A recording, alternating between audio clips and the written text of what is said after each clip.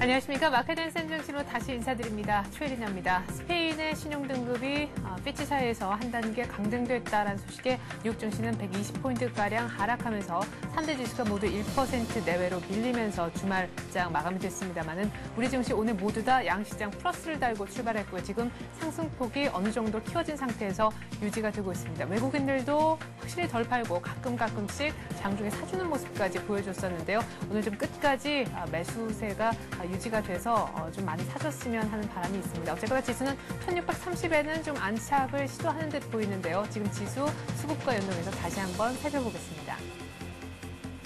네, 외국인이 아직까지 사주고 있지는 않지만 이 정도 규모로는 확실히 팔고 있다고 말씀드릴 수는 없겠습니다. 오히려 코스닥을 개인과 더불어서 함께 사주고 있고 코스닥은 때문에 483까지 올라가고 있습니다. 개인들이 선물을 5천 계약 이상 사는군요.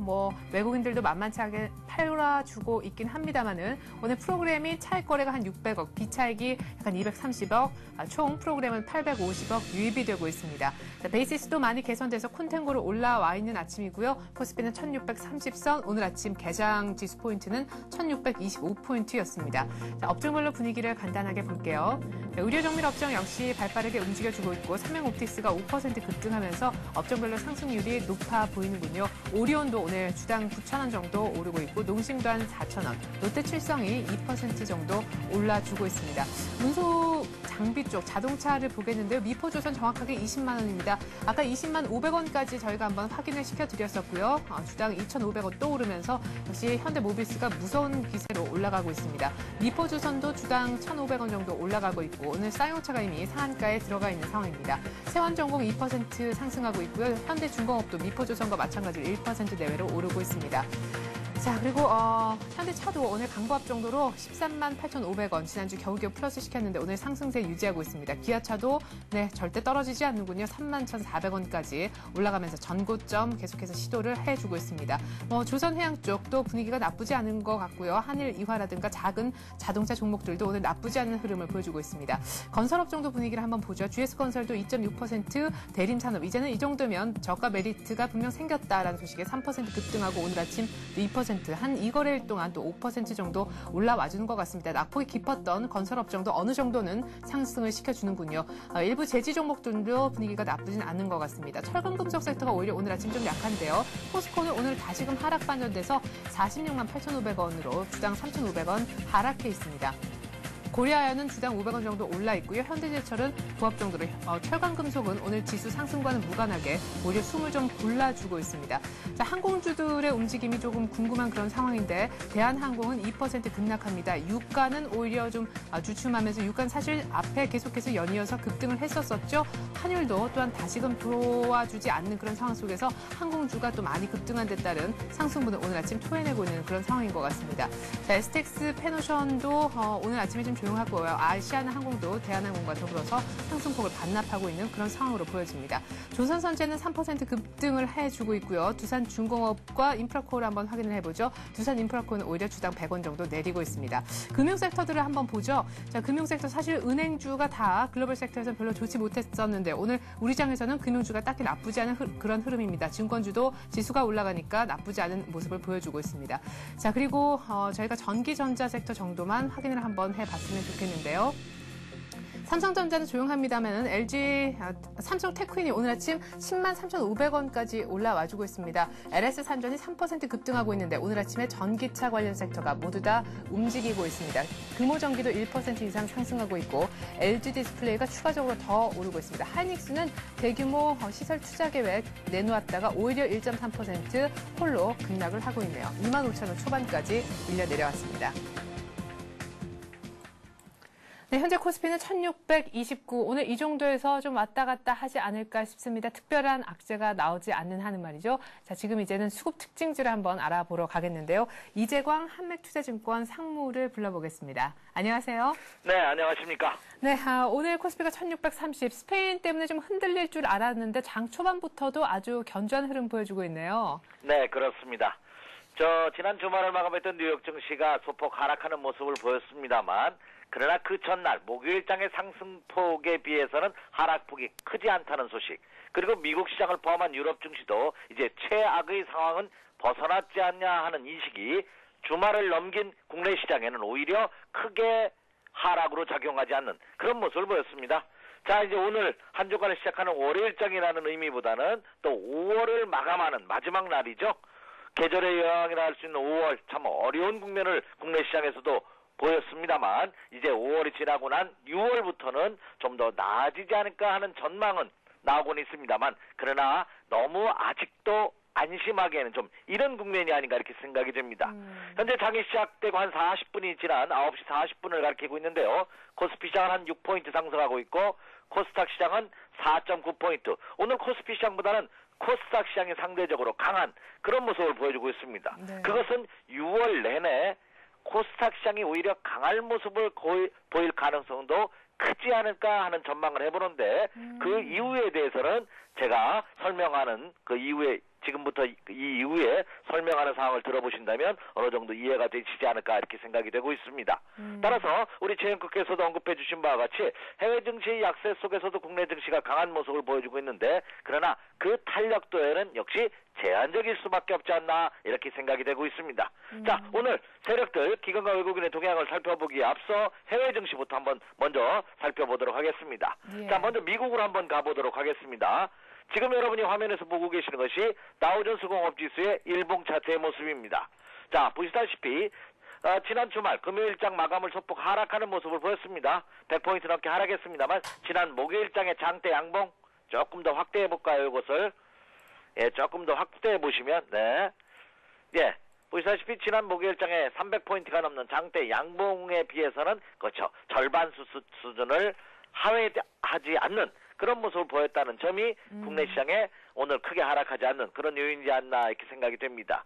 자, 미국 증시도 한번 보면은요, 미국 증시도 이제 좀 확대시켜 볼게요. 미국 증시도 자, 지난 4월 말부터 5월 한 달 내내 크게 하락하는 모습을 보였습니다. 뭐 장중한 때 뭐 5파 실수도 나오면서 1000포인트가 하락하는 그런 모습을 보이기도 한때 했습니다만 결국은 이번 5월 달은 큰 폭의 음선으로 마감되는 그런 모습을 보이고 있습니다. 하지만 뉴욕 증시도 지난해 11월 그리고 올 2월 달의 저점과 상응하는 3중 바닥형의 모습을 보이고 있고, 그리고 추가 하락할 경우에는 강력한 지지선대가 9,500포인트부터 다우존스 공업지수를 기준으로입니다. 9,700포인트 라인에 놓여지는 지지선대에서 하락하면 대기 매수세는 형성되는 그런 모습을 보이면서 5월달을 마무리하지 않았나 이렇게 판단이 되고 있습니다. 그런 점을 감안해 본다면 뉴욕 증시도 재차 상승을 위한 본격적인 상승 국면을 위한 역시 물량 소화 과정을 거치면서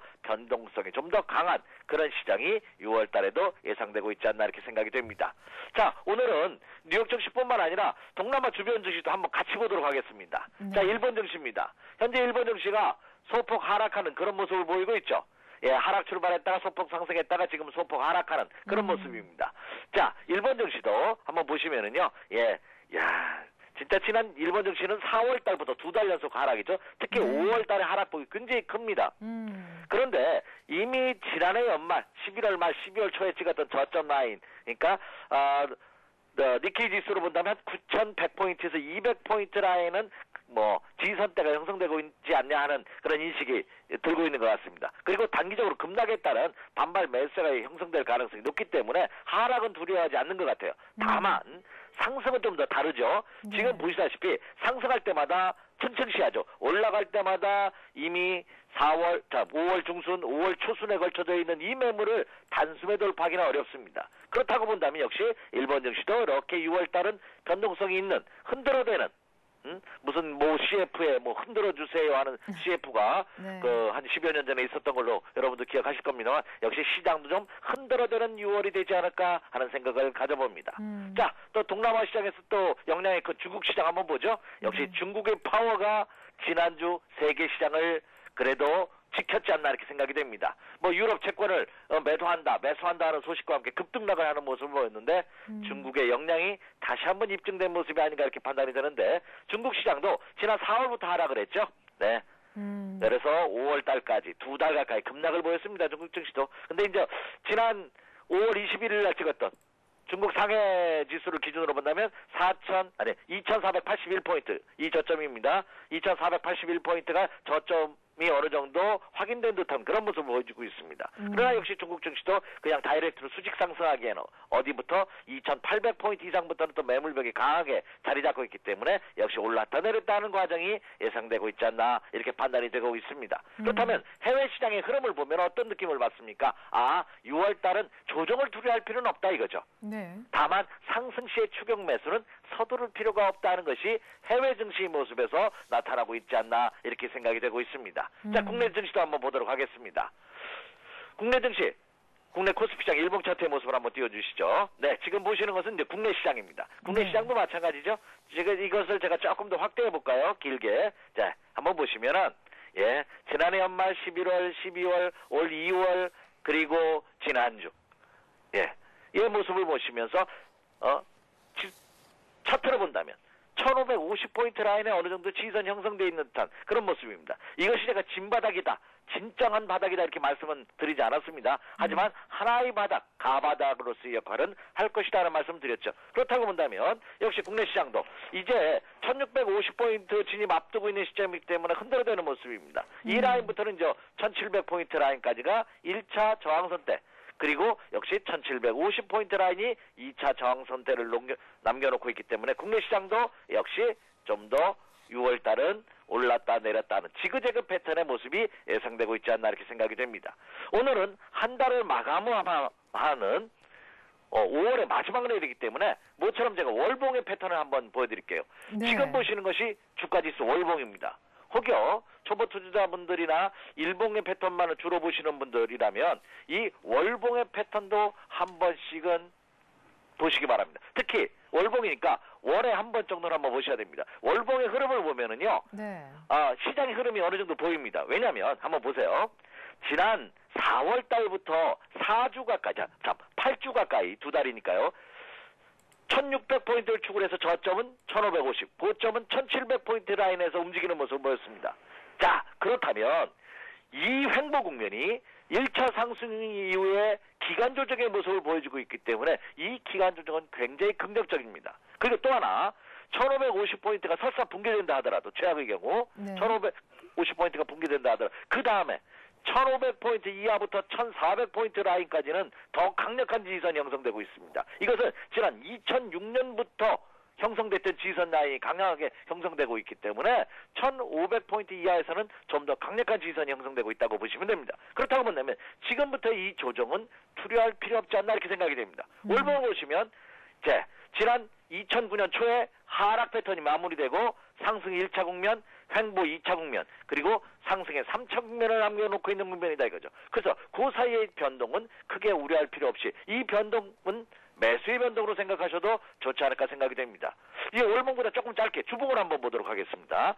지금 보고 계시는 것은 주봉의 패턴의 모습이거든요. 이렇게 본다면 역시 1500포인트부터 1550포인트 라인이 지지선, 그 다음 라인은 또 더 강력한 지지선대가 형성되고 있는 그런 모습입니다. 그렇다고 본다면 여기서 이렇게 돌아만 준다면, 특히 제가 말씀드렸던 대로 1650포인트를 일단 돌파해 준다면 좀 더 바닥을 여러분 자신 있게 확인하셔도 좋지 않을까 이렇게 판단이 되고 있습니다. 그래서 오늘 한 주간 시작하는 월요일장 한 달을 마무리하는 월말의 마지막 날이라는 점을 감안해서 투자자분들이 다소 동요될 수는 있습니다만 두려워할 필요는 없지 않나 이렇게 생각이 됩니다. 그래서 상승이 추격 매수할 필요는 없겠지만 조정 시에는 매수 전략. 그럼 오늘 아침 시초가부터 그렇죠, 소폭 상승 출발하는 모습을 보여주고 있죠. 네. 그래서 서두를 필요는 없지만 잠정 눌림목을 이용해서 종목별 대응 전략은 충분히 가능하다 이렇게 말씀을 드릴 수가 있겠습니다.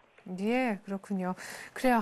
아직 가바닥, 하나의 바닥 정도만 확인을 해서 적극적으로 추격 매수할 자리는 아니지만 이제부터 슬슬 장중에 조정 있는 그런 종목들은 좀 담을 때가 아닌가, 분할 매수할 때가 아닌가 이런 얘기를 하셨습니다.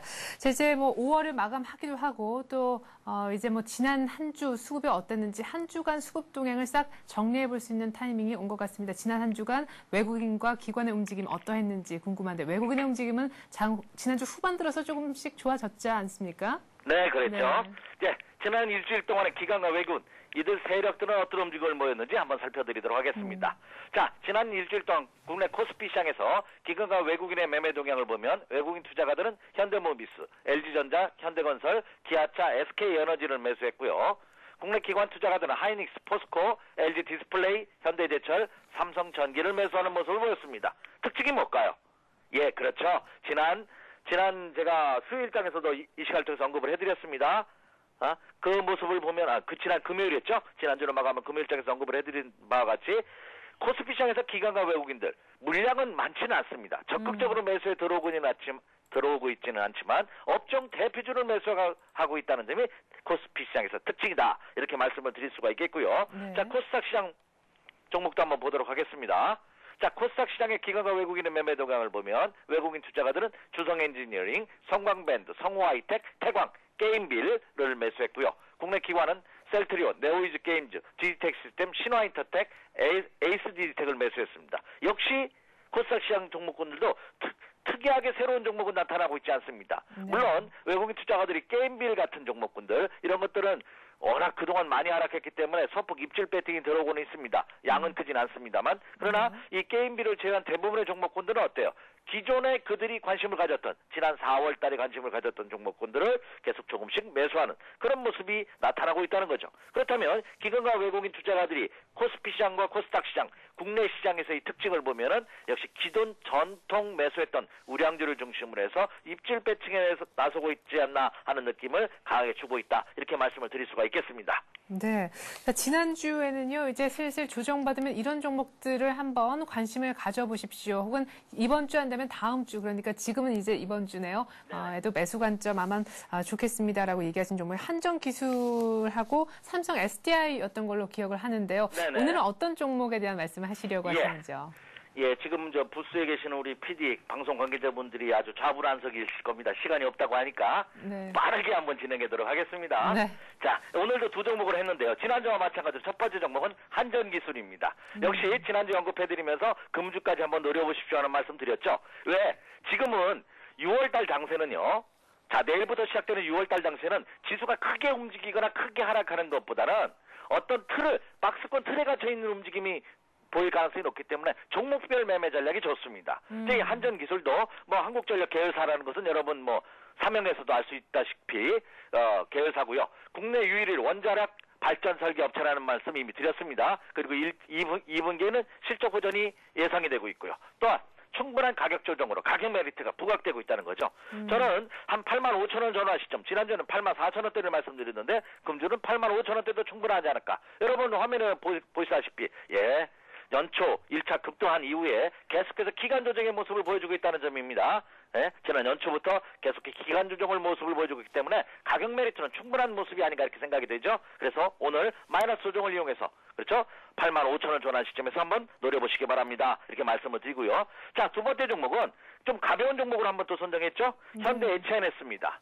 이 현대 HNS는 종목별이라고 생각하실 필요는 없습니다. 현대백화점 그룹이죠. 현대백화점의 실질적인 지주회사로서 현대푸드 시스템과 합병을 앞두고 있기 때문에 이에 따른 시너지 효과 그리고 자회사인 현대 FNG와 그리고 현대홈쇼핑이 자회사를 갖고 있는데 이 자회사가 상장될 시에는 또 수혜가 예상되고 있는 그런 매력을 갖고 있습니다. 그럼 주가를 한번 보죠. 그럼 이런 재료들이 이미 주가에 반영됐으면 의미가 없는데요. 자, 지금 한번 보시면은 화면에서도 나타나고 있다시피 자, 이 종목이 자, 액면 분할 이후에 그렇죠? 액면 분할 이후에 이제 9만 원, 8만 원, 9만 원 했다는 것이 이제 가격적으로 이제 10분의 1로 액면 분할을 했기 때문에 이제 유동성도 충분히 있는 그런 모습입니다. 가격적으로 본다면 1차 상승에 고점을 돌파하는 모습입니다만 눌림목을 받고 있기 때문에 자, 9,000원대 초반이라면 좋지 않을까. 그래서 오늘은 한 9,100원을 전환 시점대. 지금 9,300원입니다만 장중 눌림목을 이용해서 한 9,200원에서 9,100원 라인에서 한번 현대 HNS 노려보셔도 좋지 않을까. 이렇게 생각이 됩니다. 이상입니다. 네, 한전기술과 현대 HNS 매수 관점 얘기를 하셨습니다. 사실 장이별로 좋지 않았을 때는 미안하지만은 매수 관점 가질 만한 언급할 만한 종목 없다라고 하신 것도 제 기억으로는 2번이나 있었던 것 같은데 네, 이제 그렇습니다. 이재원 상무님께서 같은 종목에 대한 가격 조정을 살짝 하시면서도 계속해서 말씀하시는 거 보니까 확실히 이런 종목들 특별히 이렇게 계속해서 반복해서 언급되는 종목들은 특별한 관심을 기울여야 되는 시기가 아닌가 싶습니다. 이재광 한맥투자증권 상무와 함께 수급 특징주 살펴봤습니다. 잘 들었습니다. 네, 감사합니다. 네, 현재 코스피가 1630을 지키고 있는지 다시 한번 체크를 해보겠는데요. 1624포인트로 상승폭이 꽤 많이 좀 내려왔습니다. 외국인들이 일단 뭐 그렇게 쉽게 쉽게 매수세로 장중에 돌아설 것 같지는 않습니다. 지금까지 장 막판에 약간 많이 매도하지 않는 정도로 스탠스 변화를 줄 것을 힌트를 주는 정도로만 수급적인 특징을 보였기 때문에 오늘 일단 장 초반부터 강하게 사준다라든가 하는 움직임은 안 보일 듯 싶습니다. 개인들의 매도가 조금 더 거세지면서 오히려 지수를 조금 끌어내리고 있는 그런 움직임인 것 같습니다. 앞서 이재광 사무께서 말씀하셨던 대로 오늘은 코스닥의 상승 탄력이 더 좋은 것 같습니다. 수급 특징주는 한번 알아봤고요. 개별적으로 어떤 움직임들이 있는 종목들이 더 있는지 한번 알아보도록 하죠. 서울현대신문 증권부 임진혁 기자 불러봅니다. 임 기자. 네, 임진혁입니다. 네, 오늘 어떤 특징주들이 더 보이시는지요? 네, 르노그룹이 인수전에 뛰어들었다는 소식에 힘입어 쌍용차가 이틀 연속 급등하고 있습니다. 쌍용차는 현재 유가증권 시장에서 상한가에 거래되고 있는데요. 지난 28일 인수의향서 마감 결과 르노 삼성자동차의 모회사인 프랑스 르노그룹이 쌍용차 매각 주관사에 의향서를 제출하면서 모두 7곳이 쌍용차 인수전에 뛰어든 것으로 나타났습니다. 이와 관련해 BOA 메일리치는 르노 닛산그룹의 쌍용차 인수는 국내 계열사인 르노 삼성에게 긍정적이지만 현대 기아차에는 제한적 악재로 작용할 것으로 내다봤습니다. 한편 S&T 대우는 방위사업청과 695억 원 규모의 대규모 공급 계약을 체결했다고 공시한 데 힘입어 2% 이상 오르고 있습니다. S&T 대우의 이번 계약은 K11 복합형 소총을 공급하는 건으로 계약 규모는 최근 매출액의 15.8%에 해당합니다. 한편 기업 개선 작업, 즉 워크아웃을 신청한 셀런과 현대시멘트는 나란히 하한가를 기록하고 있습니다. 두 회사는 지난 28일 경영 정상화를 위해 산업은행에 워크아웃을 신청한다고 공시했습니다. 네. 자, 임진혁 기자를 통해서 특징주를 전해 듣는 동안에 코스피가 9시 56분, 10시 조금 안 되는 시각에 코스피가 다시금 하락 반전이 됐습니다. 자, 외국인들은 그러나 하락 반전 되는 순간 외국인들 소폭 현물을 담는 모습 보여줍니다. 왜냐하면 개인들과 기관이 반대편에서 많이 또 다시 매도를 하고 있기 때문입니다. 1550 밑에선 사줬던 기관이 1600 올라오고 1630 인근에 오니까 다시금 개인과 더불어서 발빠르게 조금 빠져나가는 듯한 움직임도 보여지고 있네요.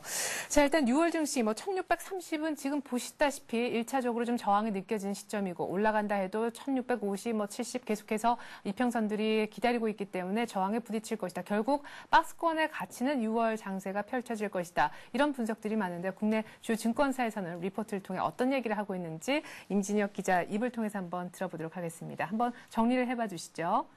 네. 현대증권은 6월 증시가 제한적 등락이 반복되는 기간 조정을 보일 가능성이 높다고 전망했습니다. 코스피 지수는 1550포인트에서 1670포인트 안에서 움직일 것으로 내다봤는데요. 스페인, 영국, 포르투갈 등 유럽 위기 국가의 국채 만기가 6월과 7월에 집중돼 있고 7월 초 2분기 기업 실적 발표가 예정됐기 때문에 기간 조정 가능성이 더욱 높다고 설명했습니다. 코스피 지수가 1550선을 지킬 수 있는 근거로는 국내 증시의 밸류에이션 매력을 들었습니다. 1550선은 주가 수익 비율 8.7배로 매우 싼 수준이라는 분석인데요. 국내 기업의 이익 훼손 가능성이 크지 않기 때문에 현 밸류에이션 매력에 대한 신뢰성이 높다고 판단했습니다. 다만 국내외 주요 경기 지표가 둔화 국면에 진입한 점은 상승폭 역시 제한시킬 것으로 전망했습니다. 이에 따라 지수보다는 종목별 대응이 유효하다고 보고 실적 모멘텀을 주도하는 IT와 자동차, 화학 등 주도 섹터에 대한 관심이 바람직하다고 설명했습니다. 하나대투증권은 최근 유럽 재정 문제와 국내 지정학적 리스크로 주가가 단기 급락하며 가격 매력이 부각된 만큼 주가가 긍정적으로 흘러갈 것으로 내다봤는데요. 향후 3개월 코스피 지수 전망은 1550선에서 1800선으로 내다봤습니다. 국내 기업의 2분기 이익 전망이 여전히 좋은 가운데 유럽 재정 리스크가 정점을 지나며 외국인 매도 압력이 완화되고 또 MSCI 선진국 지수 편입 가능성이 외국인 수급에 우호적으로 작용할 것으로 분석했습니다. 이에 따른 투자 전략으로 IT 자동차 섹터에 대한 투자를 이어가되 선진지수 편입을 고려해 업종 대표주에 관심을 높여야 한다고 설명했습니다. 특히 저평가된 은행 업종과 경기 회복으로 수요가 늘어나는 운송업종의 비중을 늘릴 것을 추천했습니다. 네, 기간 조정에 무게를 둔 대응을 좀 해야 된다라는 이야기, 그리고 가격에 베팅해야 된다라는 이야기. 일단 재밌는 것은 1550 밑에서는 밸류에이션이 받쳐주고 1650의 위쪽에 더 올라갈 수 없게 만드는 것은 역시 경기 둔화다라는 박스권이 설정되는 양쪽의 그 조건까지 저희가 잘 전해드렸습니다. 서울현대신문 증권부 임진혁 기자였습니다. 잘 들었습니다. 네, 감사합니다. 네, 제가 프로그램 말미에는요, 지금 막 10시 지나고 있는데 한 5분가량이 흐른 뒤에 여러분들이 들고 계신 문제 고민거리의 그 종목에 대한 전문가와 함께 상담하는 시간을 가지고 있습니다. 이름하여 통하였느냐 투자해우소라는 코너인데요. 전화를 받고 있습니다. 02-3153-2611번으로 전화 주시면 속 시원하게 상담 들으실 수 있습니다. 잠시 후에 코너 이어지니까요. 잠깐만 기다려 주시죠.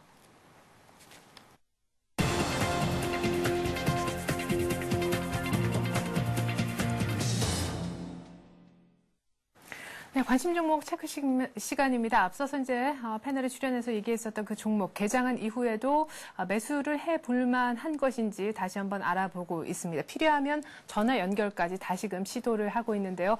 오늘 아침 뉴스로 보는 투자의매 코너에 함께해 주셨던 신한금융투자 상암지점 최승호 과장께서 언급한 그런 종목들을 보겠습니다. 코너 특성상 뉴스를 바탕으로 해서 관련된 수혜주들에 대한 언급을 해주고 계신데요. 뉴스는 이것이었습니다. LED에 대해서 요즘에 공급 과잉 얘기가 많죠. 하지만 공급 과잉 시기상조다라면서 반박하는 기사를 들고 나오셨습니다. 가격이 싸지면 그만큼 수요가 많아질 것이고 또 하나는 LED가 적용될 수 있는 분야가 굉장히 많기 때문에 공급 과잉이 절대 아니다라는 기사였습니다. 역시 LED 관련 종목들 때문에 주가에 큰 훼손은 없을 것이다라는 의견이셨는데요. 한솔 LCD가 하나였고 또 하나의 종목은 인터플렉스였습니다. 한솔 LCD 이미 개인분들이 더 잘 알고 계시리라는 생각이 드는데 처음에는 LED 백라이트 유닛 업체로 출발했었는데요. 지금 이미 삼성전자의 어떤 전략적인 파트너 또 크리스탈온 인수함으로 인해서 더 모멘텀을 갖게 됐습니다. 가장 중요한 가격을 볼 텐데 매수가가 57,500원 정도 부근에서 한번 잡아보면 어떻겠느냐 얘기를 하셨었거든요. 한번 현재 가격을 한번 보겠습니다. 네, 57,500원 얘기하셨는데 57,700원 정도입니다. 지금 정도면 사봐도 좋지 않을까 싶고요. 목표 가격을 75,000원 정도 전고점을 벗기는 목표가를 설정을 해주셨습니다. 참고로 손절가는 5만 원 얘기하셨습니다. 네, 다음 종목은 인터플렉스였는데요. LED TV용 연성 인쇄 회로 기판, 그러니까 FPCB의 업체입니다. 삼성전자 이미 LED TV의 3개 부분에 어떤 탑재가 이루어졌고 앞으로 이 분야가 한 10개 정도로 더 늘어날 것이다. 때문에 성장성은 더 있다 이렇게 얘기하셨는데요. 역시 가장 중요한 가격은 매수가를 18,400원 부근으로 잡아주셨거든요. 개장 전에. 지금 현재 가격 한번 체크를 해보죠. 네, 18,850원 정도면 이것도 역시 나쁘지 않은 가격인 것 같네요. 사기에는요. 목표가도 역시 한솔 LCD와 마찬가지로 전 고점을 넘어서는 22,000원까지 가능하지 않겠느냐 이렇게 얘기하셨습니다. 참고로 앞서 살펴드렸던 한솔 LCD의 경우에는 일단 성장성이 굉장히 좋다 얘기를 하셨습니다. 크리스탈온 인수에서 사파이어 인곳에 대한 성공 가능성이 높아졌고 지금 보고 계신 인터플렉스의 경우에는 실적 기반으로 봤을 때 한솔 LCD보다는 저평가된 것이 또 하나의 장점이다 이런 얘기를 하셨습니다. 인터플렉스와 한솔 LCD 중에 고민 많으시다면 성장성이냐 저평가냐 여러분들의 선택에 달려있겠네요. 네, 다음으로는요. 오늘 아침 오늘의 센전략 코너에 함께해 주셨던 신한금융투자 영등포지점 조재석 부장께서 언급한 종목을 볼 텐데요. 대주전자재료 이 종목 하나 얘기를 하셨습니다. 한솔 LCD만큼이나 혹은 그 이상이나 우리 개인 투자자분들이 잘 알고 계시리라는 생각이 드는데요. 곧바로 가격을 좀 말씀드려보면요. 매수가를 12,400원, 500원 정도 얘기를 하셨는데 현재 가격 살 수 있는 가격에 와 있는지 한번 살펴보죠. 13,450원을 기록을 하고 있습니다. 오늘 아침에 사실 미국 시장의 그 하락을 감안해서 매수가를 잡아주신 것이었는데요. 오늘 갭 상승해버렸습니다. 오늘 우리 주가 역시도 미국장에 크게 연동이 안 됐지만 이 주가 역시나 갭 상승 출발했기 때문에 아침 시가에서부터도 잡을 수 없는 가격이지 않았을까 싶습니다.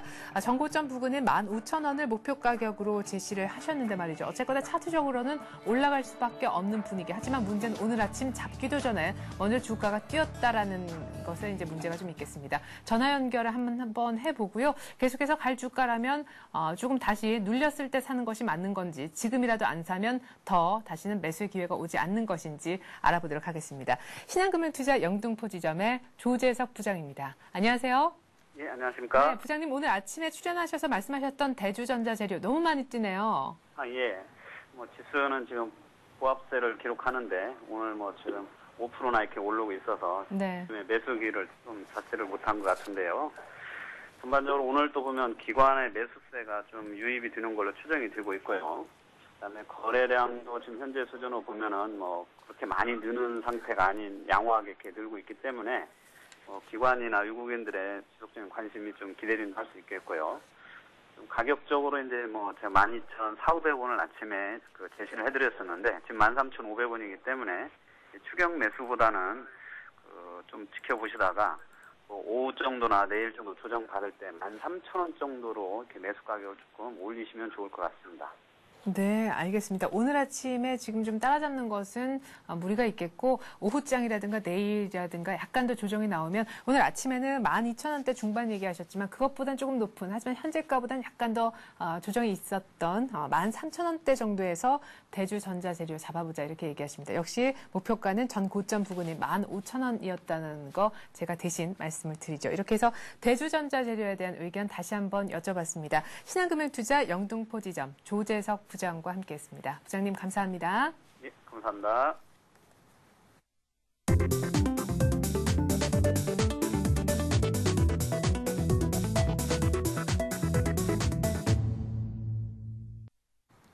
네, 10시가 막 안 됐던 9시 55분 지나면서 하락 반전됐던 코스피가 다시금 상승 반전을 시킵니다. 1624.5 정도. 외국인은 사주고 개인들과 기관이 발을 빼는 양상입니다.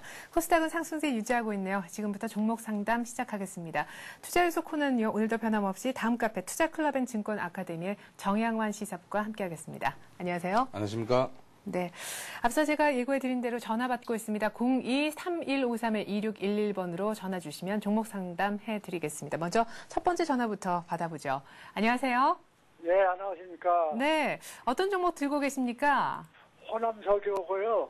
네. 호남석유로 신청해서 좀 방송 오신다고 해서 지금 듣고 있는데요. 네. 그거하고 지금 하나 좀 하나 살까 해서 좀 문의 좀 드리려고 그러는데. 네. 저기 한국전력이요. 아, 한전기술이 아니라 한국전력이요. 예. 전선, 대한전선. 아, 대한전선. 예. 대한전선 확실하신 거죠? 예. 예, 그래요. 일단 뭐 호남석유 들고 계신 호남석유에 대한 상담을 좀 진행하고요. 그 다음에는 이거 좀 사볼 만한 생각을 갖고 있다는 대한전선에 대한 상담도 저희가 해드리도록 하겠습니다. 일단 호남석유 얼마에 사셨는지요? 비중은 어느 정도 네. 되시고요? 12만 0,300원이요. 0,300원, 12만 300원이요? 예. 언제쯤 사셨나요? 한 3월 달인가 2월 말경에 샀나 그런 생각 들어가요. 예, 그러시군요. 3월이나 네. 뭐 2월 말, 그래요. 비중은 어느 정도 되십니까? 많아야 50%입니다. 네, 적지 않으시네요. 비중 네. 50%. 그 4월 말이나 5월 막 넘어오면서 14만 9천 원 언저리까지 갔었는데. 그때 손주들 그때 보석을 못했어요. 기회를 놓쳐가지고서. 예. 그래서 지금 아쉬워서 지금 또 재차 여쭤보는 겁니다. 네, 그러다가 다시 13만 원대까지도 갔었는데 아무것도 안 파셨어요. 네, 안 팔았어요. 아유, 그러면 제가 대신 여쭤볼게요. 이거 호남석유 얼마까지 올라가기를 바라셨길래 이때 안 파신 건가요? 아니, 저는 이제 좀 연말까지 가볼 예상을 했던 것인데요. 네. 원판 주식이라 좀 서투르다 보니까니 차이를 못 맞춰가지고 팔다를 못했어요. 그래서 연말까지 가져갈 계획인데 좀 어떤가 여쭤보려고 합니다. 예, 알겠습니다. 뭐 이럴 줄 알았으면 팔았겠지만 일단 연말까지는 길게 생각을 하고 계신 종목이고 어쨌거나 지금 하락해서 조금 마음이 아프실 것 같은데 그래도 워낙 낮게 사셨기 때문에 지금 플러스 수익을 내고 계십니다. 12만 원대 정도에 사셨는데 지금 12만 4,500원. 정확하게 연말까지는 들고 있고 싶다라고 얘기를 하셨는데 향후 주가 어떤 전망이 궁금하신 건가요? 예, 그렇죠. 네, 알겠습니다. 답을 드릴게요. 잠깐만 기다려 주십시오. 예, 감사합니다. 네. 네, 호남석유를 12만 원대 사셨으면 잘 사셨습니다. 네. 그런데 이제 석유화학 업종들이 최근에 이제 반등이 많이 일어나고 있습니다.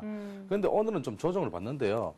오늘 조정은 하락이 아니고 그냥 조정이라고 생각하시면 되겠습니다. 네. 그리고 이 종목은 앞으로의 어떤 주가 흐름에는 제가 보기에는 한 4만 원까지는 단기적으로 반등 가능하다 이렇게 보고 있습니다. 네. 그런데 이제 매매 동향에서 보면은 이 종목의 어떤 그 흐름에 보면은 외국인들이 조금 많이 지금 매도를 좀 하고 있는 입장입니다. 그래서 기관들도 좀 그렇고 그래서 최근에 이제 외국인들이 조금씩 들어오고 있지만은 그래도 좀 물량을 조금 내놓고 있는 입장이고 네. 그리고 오늘의 조정폭은 그렇게 깊지는 않습니다. 그리고 제가 손절가를 드린다면은 먼저 손절가 드린다면은 11만 1,000원에서는 이탈하면은 손절을 하시고 그리고 목표가는 제가 보기에는 한 14만 원 선에서 만약에 밀린다면은 여기서는 일단 좀 자르고 나오시고요. 네. 그러니까 중장기적으로 본다. 예를 들어 만약에 뭐 올 한 4분기까지 본다, 연말까지 본다 이렇게 생각하시면은 한 16만 5천 원까지 보시면서 장기적인 대응을 하시기 바랍니다. 그런데 최근에 흐름에서 14만 원대에서 좀 차익 실현 못 하시고 하셨는데 네. 자. 차익 실현을 못 하시고 바로 빠지면은 일단은 매도를 해야 됩니다. 시장 상황이 안 좋으면은. 그래서 제가 일단 1차 목표가를 14만 원권까지 드리는 겁니다. 네. 14만 원에서 단기적으로 전고점인 14만 8,500원을 돌파하지 못한다면 여기서는 조금씩 차익 실현하시면서 다음에 또 늘림 받으면은 한 번 더 진입해 보시는 것도 좋지 않겠느냐 그렇게 생각됩니다. 그러면은 연말까지 들고 있고 싶으시다 하셨는데 그때까지 들고 있으면 일단 거기에 대한 답은 16만 5천 원까지 한번 기대해 볼 수 있지 않겠느냐. 호남 석유를 들고 이런 얘기를 하셨었고 단기적으로는 이때 차익 실현 못해서 좀 아쉽다는 가격 14만 원 정도에서는 한 번쯤 어느 정도 비중 조절을 하는 것이 어떻겠냐 이런 얘기를 하셨습니다. 그럼 연말까지라는 기간은 충분히 갖고 계신데 14만 원 오면은 그 이후에 전후에서 주가 흐름 보고 한 번쯤 비중 조절하고 일부는 차익 실현하고 나오는 것도 괜찮은가요? 지금 비중이 꽤 되시잖아요. 50%. 네, 그래서 지금 시장 상황이 지금 이제 여러 가지 어떤 상황이 악재가 또 돌발할 수도 있고 이렇기 때문에 네. 그런 상황에서는 반드시 조금 차익 실현하자. 네. 14만 원대까지 올라온다면은 여기 14만 원대에서는 만약에 주가가 흔들린다면은 여기서는 좀 차익 실현하시고 그리고 차익 실현하고 난 뒤 이후에 충분한 조정, 쉽게 말하면은 조정을 좀 받고 난 뒤에 네. 다시 한번 매수할 수 있다. 이렇게 제가 말씀을 드렸습니다. 예. 네. 자, 14만 원 정도에서 좀 주가 힘이 없으면 일단은 차익 실현을 일부 하고 나머지 더 싼 가격이 주어진다. 그때 좀 더 담아서 연말까지나 더 이상 들고 가보자 이런 얘기를 하셨습니다. 14만 원 전후에서 주춤주춤 하면은 일단은 내가 좀 일부 정리를 해야 되겠구나라는 생각을 하시기 바라겠습니다. 연말까지는 16만 5천 원 얘기를 하셨고 이 정도면은 호남 석유는 답이 됐나요? 예, 고맙습니다. 네, 자 그러면 대한전선 제가 이제 헷갈리네요. 대한전선 사고 싶다고 하셨는데 왜 그런 마음이 드셨는지부터 좀 여쭤볼게요. 금년 초에 대박클럽에서요. 네, 대박클럽 종목 중에서 하나 들어가 있거든요, 이게. 네. 그래서 그걸 한번 살라고 마음을 먹었는데 이게 하얀 까맣고 지금 17,000원까지 갔다가 지금 얼마 9,000원대 되네요. 네. 그래서 좀 그거 좀 많이 있어서 가게 좀 싸갈래 한번 사보려고 그러는데요. 장르가 어떤가 좀 여쭤보려고 그럽니다. 그러면 지금 17,000원에 사신 거예요? 아니죠. 그때까지 올라갔다 내려온 거 아닙니까, 이제. 예. 지금 이제 이마만큼 내려왔으니까 대한전선 네. 뭐 연초에 뭐 매수 추천하는 것도 한번 들어봤었는데 이 정도 가격 때문에 싸서 한번 사볼 만한 생각이 들었다. 예, 네. 그런 생각이신 거군요. 알겠습니다. 뭐 싸긴 싼 것 같은데 제 눈에도 예, 네. 싸다고 들어가 볼 만한 종목인지에 대해서는 글쎄 전문가가 그 답을 알고 있겠죠. 예. 답을 한번 들어보자고요. 네, 주가가 싸다는 것은 어떤 수익성에 대비해서 많이 내려왔다라는 것을 의미하는 것이죠. 네. 근데 대한전선 같은 경우는 최근에 루머도 있었습니다. 워크와 루머도 있었고, 네. 그리고 적자기업입니다. 그래서 이 종목은 결코 싸다고 생각하시면은 조금 무리가 있고요. 네. 그리고 지금 현재가에서는 사실 이 종목에 대해서 들어간다, 싸다, 지금 들어간다라는 것보다는 지지 확인이 필요합니다. 그래서 8,300원까지 떨어졌는데요. 지금 9,140원에 거래가 되고 있는데 네. 이 종목이 지금 싸다라고는 생각하시면은 나중에 어떤 종목에 들어가셔가지고 손실을 많이 볼 수 있습니다. 그래서 종목의 어떤 흐름을 보시면은 지금 거의 지금 거래량이 많이 없습니다. 그래서 이 종목에 대해서 싸다 안 싸다라는 그런 개념을 가지고 마시고 많이 떨어지면 물론 매수권이 많이 들어오는데 반발 매수 심리도 들어오는데 그래도 이 종목은 아직까지는 싸다라는 개념은 없습니다. 그래서 조금 더 확인하시고 반등 기회를 좀 확인하시고 그리고 이 종목은 지금 양매도가 계속 나오기 때문에 네. 외국인들하고 기관들 양매도가 계속 나오기 때문에 어떤 양매도가 멈춰지는 시점 그런 시점을 한번 보시기 바랍니다. 그래서 네. 지금은 싸다고 저는 느끼지가 않습니다. 네, 그래서 바닥을 좀 확인하고 들어가야 된다 이런 얘기신데 지금 대한전선 하면 남광토건하고도 걸려 있잖아요. 네, 난강통관하고 최근에 이제 워크아설이 나돌았는데요. 루머로 나왔는데 사실은 어떤 종목이든 어떤 업체든 간에 루머가 또 실제화될 수 있고 네. 그렇기 때문에 동종목이 꼭 뭐 루머에 휘말렸다라는 것보다는 네. 어떤 그런 얘기가 나왔다는 것은 좀 안 좋다 이렇게 보시면 되겠습니다.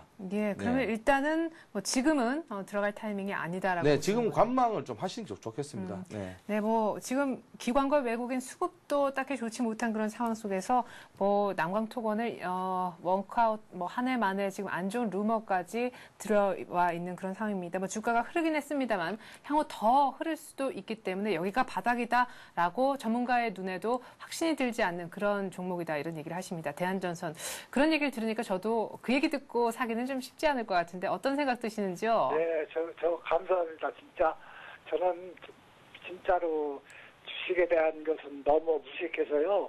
아, 오늘 상담을 듣고 진짜 감사하게 생각하고 고맙게 생각합니다. 좀 전문가 어른들한테 자문을 받게 되어도 감사하게 생각하고 앞으로도 계속 좀 질문을 해주시기 바랍니다. 예, 혹시 또 뭐 대한전선은 좀 골라 오셨는데 저희가 좀 아니다라는 답을 드렸지만 다른 종목도 나중에 이 종목은 어때요? 하면서 그때 전화 드렸었는데요 하고 또 전화 주셔도 괜찮습니다. 예, 감사합니다. 네, 전화 고맙습니다. 자, 다시 한번 주가 흐름을 좀 볼게요. 1627포인트. 네, 5포인트 정도 상승폭 키워주네요. 외국인들이 뭐 한 25억 정도 그래도 뭐 사줍니다. 개인들의 매도세도 거세네요. 자, 계속해서 전화를 받겠습니다. 02-3153-2611번으로 전화 받고 있습니다. 안녕하세요. 예, 안녕하세요. 네, 안녕하세요. 어떤 종목 얘기를 좀 해볼까요? 예, 대우 AL이요. 대우 AL요? 이거 뭐 철도주, 뭐 테마주이기도 하고 요새 이래저래 얽히는 것도 많은 것 같아요. 얼마에 사셨나요? 예, 그 3,400원에 비중이 한 7, 80% 되거든요. 네, 아우 비중 많으시네요. 이거 언제 사셨어요? 한 5월 들어서 사셨나요? 예, 5월 초에. 아, 그래요. 지금 좀 한 2,900원, 3,000원 조금 안 되는 데서 박스권인 것 같은데 계속 마이너스이신 것 같습니다. 뭐가 제일 답답하시고 어떤 부분에 궁금증이 가장 크십니까? 예, 과연 산 금액까지 언제쯤 올라올 수 있으며 회사는 네. 그냥 그대로 좀 중기적으로 좀 갖고 가도 괜찮을지 그 부분이 좀 궁금해서 전화드렸어요. 네, 알겠습니다. 요새 뭐 애플 테마로도 같이 얽히고 있는 대우 AL인데 기업은 어떤지 계속해서 들고 있어도 괜찮을런지 그리고 일단 지금 마이너스인데 회복은 좀 빨리 될런지 이런 뭐 여러 가지 재반상 제가 대신 여쭤보도록 할게요. 예. 네, 이 대우엘은 조금 지금 현재 주가보다는 좀 4분기까지 보시면서 좀 대응을 하시기 바랍니다. 그래서 대우엘은 3,840원에 80% 정도를 가지고 계시는데요. 한 7, 80% 가지고 계시는데 3,400원에 사셨다고. 3,400원요? 네, 3,400원. 네, 수정하겠습니다. 3,400원까지는 충분히 올라올 수 있습니다. 이 종목. 그리고 좀 중장기적으로 지금은 조금 조정을 받고 있지만은 앞으로 이 종목은 반등이 가능하다 이렇게 보고 있습니다. 그래서 철도 관련주인데요. 자, 중장기적으로 보시면은 지금 최근에 찍었던 3,860원요. 3,860원을 돌파해야지만 일단 동종목 갈 수 있다 이렇게 보시고요. 네. 지금은 박스권 흐름입니다. 그래서 지금은 수급에서는 조금 받쳐주지를 못하고 있고요. 네. 이 종목은 종목이 좀 반등을 크게 하려면은 한 1,000만 주 정도, 한 900만 정도 반등해야 된다. 이렇게 보고 있습니다. 그래서 동종목의 흐름 보시면은, 지금 외국인들이 조금씩, 팔고 있고, 기관들은, 계속적으로 좀 매도를 하고 있습니다. 근데 전일에 보면 이렇게 지난주에 지금 기관들이 좀 매수를 하고 있고요. 그리고 동종목은 앞으로 반등 가능하다. 네. 이렇게 보고 있습니다. 네. 자, 그러면 중장기적으로 들고 있으면 전고점인 3,860원까지만 갈까요? 아니면 그 아니요, 이상? 일단은, 중기로 가지고 있으면은, 네. 제가 보기에는 한 4,000원까지 정도 보고 있습니다. 그래서 이 종목은, 전고점을 뚫어봐야 네. 물론 뭐 전고점을 뚫어야 가는 건 당연한 것이고요. 앞으로 반등을 보면은 이 종목은 여지까지 종목이 많이 좀 기었죠. 네. 기었다가 최근에 급등을 했는데요. 네. 최근에 급등했다가 제가 조정을 받고 있습니다. 그래서 차익 실현 물량에 의해서 조정을 받고 있는데 지금 그런 괜찮고요. 일단 한 4,000원까지 보시면서 대응하시기 바랍니다. 네. 자, 대우AL 지금 뭐 3,400원 정도에 사셨다고 하셨는데 기다리면 말이죠. 지금 뭐 전 고점도 버틸 것 같고 그 이상도 가능하겠다 이렇게 얘기를 하십니다. 대우AL은 뭐 중장기적으로 들고 있으면 더 좋을 만한 종목 4,000원까지도 얘기를 하셨습니다. 지금 뭐 비수기라고 할 수 있는 1분기에도 사상 최대 실적을 낸 바 있고요. 뭐 차량 경량화, 고속철 이런 데 다 걸리는 그런 업체잖아요. 알루미늄 시장에서도 아주 독보적인 기술을 갖고 있기 때문에 이런 기술력 바탕으로 해서 실적도 계속해서 좋아지고 뭐 전방 산업 호조 이런 것들이 붙어준다면 모멘텀은 많은 그런 종목이 아닐까 싶습니다. 지금 잠깐 지수가 조용한 국면에 조금 답답하실 수도 있지만 중장기로 한번 들고 있어 보시기 바라겠습니다. 이렇게 해서 저희가 대우AL 상담까지 진행을 했습니다. 10시 20분이 딱 됐네요. 예, 오늘 투자 요소 코너는 이 정도에서 마무리를 짓겠습니다. 오늘도 변함없이 다음 카페 투자클럽앤증권 아카데미 정양환 시사께서 수고해 주셨습니다. 고맙습니다. 감사합니다. 네, 코스피는 1628포인트입니다. 금요일 종가 대비해서 5포인트 오른 상황. 코스닥 역시나 5포인트 올랐으니까요. 코스닥의 상승률이 훨씬 더 크다 하겠습니다. 개인은 오늘 코스닥만 사고 있고 외국인이 아주 소폭이지만 현물을 거래소 내에서 사주고 있습니다. 외국인은 코스닥 쪽에도 관심을 보여주고 있기 때문에 오늘 아주 오래간만에 양시장 모두 다 관심을 보여주고 있군요. 그리고 오늘은 프로그램이 발목을 잡지 않고 오히려 더 도와주는 날인 것 같습니다. 스페인의 신용등급 강등 때문에 오늘 코스피가 장 초반 그래도 초반에는 좀 분위기가 안 좋겠지. 이 조정 때 들어가야 되겠다라고 생각하신 분들 물론 종목으로는 좀 달라지겠지만 오늘 분위기는 그렇지가 않습니다. 처음 출발부터 일단 양시장 모두 상승 출발했었고요. 잠깐 하락 반전이 있었지만 그 순간부터 외국인이 들어오기 시작했습니다. 오늘 끝까지 한번 살펴보아야 할 것은 외국인이 과연 종가 기준 어느 정도를 매수를 해주는가 혹은 장중에 매도로 돌아서는가 하는 부분이 아닐까 싶습니다. 성공 투자하시기 바라겠습니다. 저는 내일 다시 오죠. 고맙습니다.